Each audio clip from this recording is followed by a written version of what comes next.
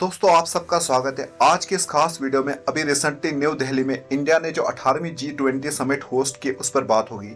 इस वीडियो में मैं आपको बताऊंगा कि G20 क्या है, न्यू दिल्ली की G20 समिट में किन मुद्दों को डिस्कस किया गया और इस समिट का आउटकम क्या निकला। सबसे पहले हम बात करेंगे कि G20 कब और क्यों बना। G20 की कल्पना आज से 24 साल पहले 1999 में दुनिया की मेजर इकोनॉमीज के ग्रुप G7 ने की। G7 ग्रुप ऑफ 7 कंट्रीज को कहा जाता है। इस ग्रुप में दुनिया की 7 सबसे बड़ी इकोनॉमी शामिल है। G7 ने G20 को इस मकसद से बनाया ताकि डेवलप्ड और डेवलपिंग कंट्रीज के बीच के डायलॉग को मजबूत किया जा सके। G20 बनाने का विचार उस वक्त के Canadian prime minister Paul Martin और यूएस के deputy treasury secretary Larry summers ने दिया था। G7 कंट्रीज के देशों को उस वक्त महसूस हुआ कि दुनिया में एक ऐसा इंटर गवर्नमेंटल ग्रुप होना चाहिए जिसमें दुनिया के हर रीजन की मेजर इकोनॉमीज को शामिल किया जाए। G7 में चूंकि सिर्फ 7 ही देश शामिल है तो इससे लिमिटेड इकोनॉमिक डिस्कशन हो रही थी। इसके अलावा G7 देशों का इंटरनेशनल इकोनॉमी पर जो डोमिनेंस बना हुआ था उसको डेवलपिंग देश लगातार चुनौती दे रहे थे।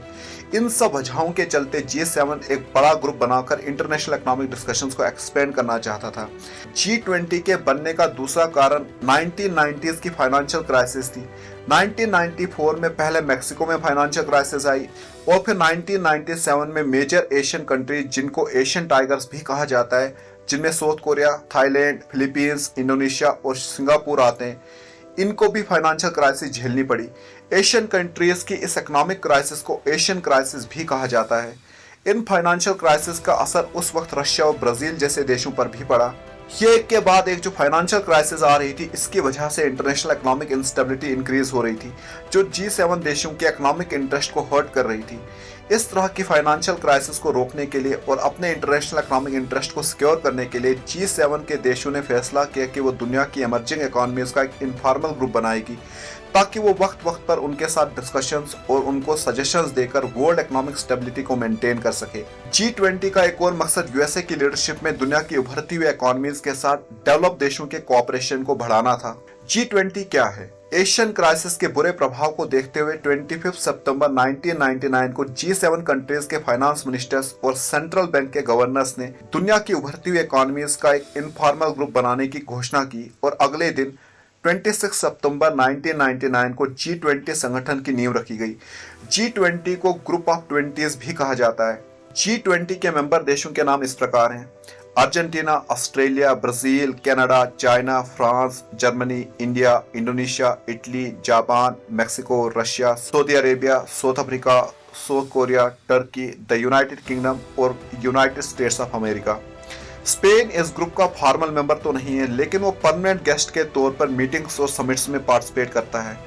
अब आप सोच रहे होंगे कि इस ग्रुप का नाम तो ग्रुप ऑफ 20 है, लेकिन इसमें तो 19 ही मेंबर्स है। ऐसा क्यों? ऐसा इसलिए क्योंकि इस ग्रुप का 20वां सदस्य नाइजीरिया था, जिसने इस ग्रुप को ज्वाइन नहीं किया।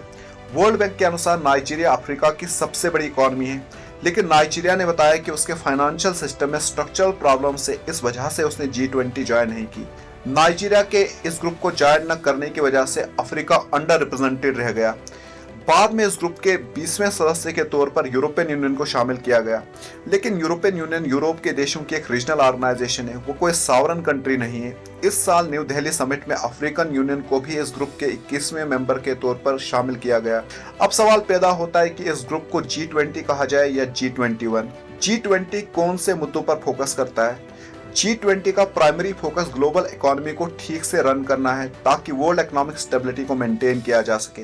लेकिन पिछले कुछ वर्षों के दौरान G20 का एजेंडा लगातार एक्सपेंड हुआ है। अब G20 के एजेंडा में trade, sustainable development, health, agriculture, energy, environment, climate change जैसे मुद्दों को भी लगातार डिस्कस किया जा रहा है। G20 फंक्शन कैसे करता है? G20 दो पैरेलल ट्रैक्स पर रन करता है, फाइनेंस और शेरपा मेंबर कंट्रीज के अपॉइंटेड रिप्रेजेंटेटिव्स होते हैं। ये लीडर्स के एमिसरीज की तरह काम करते हैं। ये पूरे साल भर मिलते रहते हैं और G20 समिट्स का पूरा एजेंडा सेट करते हैं। ये मेंबर नेशंस के बीच नेगोशिएशंस और कॉन्फ्लिक्ट रिजॉल्विंग में बेहद अहम रोल निभाते हैं। जैसे कि इस साल की G20 समिट में इंडिया की तरफ से अमिताभ कांत शेरपा के तौर पर अपॉइंट किए गए थे और उन्होंने दिल्ली डिक्लेरेशन को अडॉप्ट करवाने में एक बहुत इंपॉर्टेंट रोल निभाया। दूसरा ट्रैक फाइनेंशियल ट्रैक है। फाइनेंशियल ट्रैक के हेड मेंबर स्टेट्स के फाइनेंस मिनिस्टर और सेंट्रल बैंक के गवर्नर्स होते हैं। ये भी साल में कई बार मिलते हैं और फाइनेंशियल और मॉनेटरी पॉलिसीज के ऊपर चर्चा करते हैं। इसके अलावा G20 की डिस्कशंस में इनवाइटेड या गेस्ट कंट्रीज के मिनिस्टर्स को भी शामिल किया जाता है। G20 के डिस्कशंस में इंटरनेशनल ऑर्गेनाइजेशंस भी पार्टिसिपेट करती है, जिनमें से कुछ regular participants IMF, WTO, UN, ILO, FSB जैसे संगठन है। G20 की प्रेसिडेंसी कैसे तय होती है? 2011 के बाद G20 हर साल एक प्रेसिडेंट की लीडरशिप में स्टेट हेड्स की एक समिट को प्रेसिडेंट देश में कंडक्ट करवाता आया है। G20 की प्रेसिडेंटशिप रोटेशन में सभी देशों को मिलती है। इस साल की प्रेसिडेंटशिप इंडिया के पास है।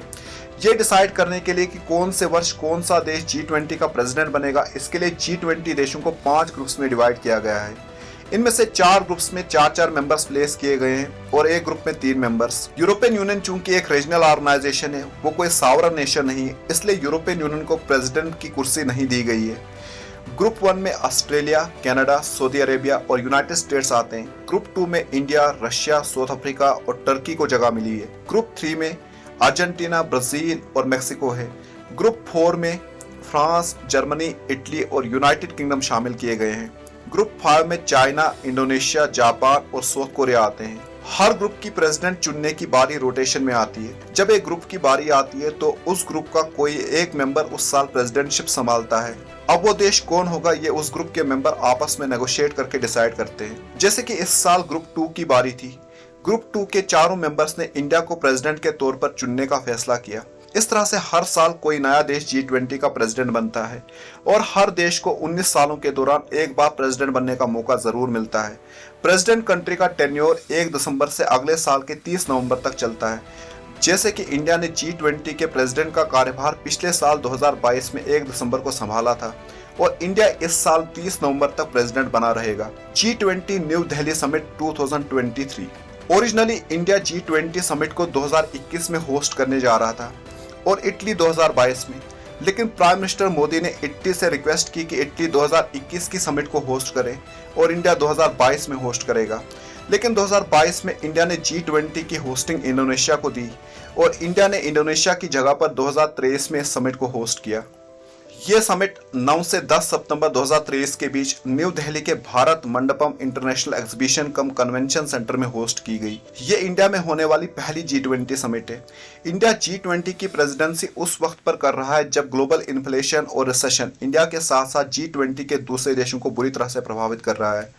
इस वक्त रशिया यूक्रेन युद्ध और यूरोपियन यूनियन के रशिया पर लगाए गए सैंक्शंस एक बहुत बड़ा ग्लोबल मुद्दा बन चुका है। इंडिया की G20 के सदस्य देश चाइना के साथ रिश्ते भी एक तनावपूर्ण दौर से गुजर रहे हैं। इन सब मसलों के बीच इंडिया ने इस G20 समिट को न्यू दिल्ली में सक्सेसफुली ऑर्गेनाइज किया। इस साल की G20 समिट की थीम के लिए इंडिया ने वासुदेवाय कुटुंबकम का मोटो चूज किया।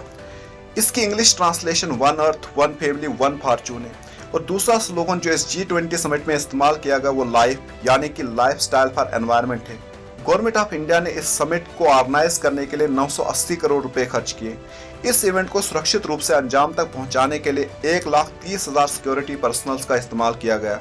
CNN, रॉयटर्स और वाशिंगटन पोस्ट की रिपोर्ट्स के अनुसार Indian authorities including archaeological survey of India ने दिल्ली और आसपास के इलाकों में एक डेमोलिशन ड्राइव में कई होमलेस शेल्टर्स और स्लम्स को हटाकर दिल्ली को इस इवेंट के लिए तैयार किया। हालांकि Indian government press agency press information bureau ने इन दावों को खारिज करते हुए लिखा है कि ये डेमोलिशन सुप्रीम कोर्ट के आदेश पर गैर कानूनी अतिक्रमण को हटाने के लिए चलाई गई थी। इसका G20 समिट से कोई लिंक नहीं है। Agenda of the summit. G20 India summit में डिस्कशंस के लिए कुल 6 एजेंडा सेट किए गए थे, जिनमें से ग्रीन डेवलपमेंट, क्लाइमेट चेंज पहला एजेंडा था।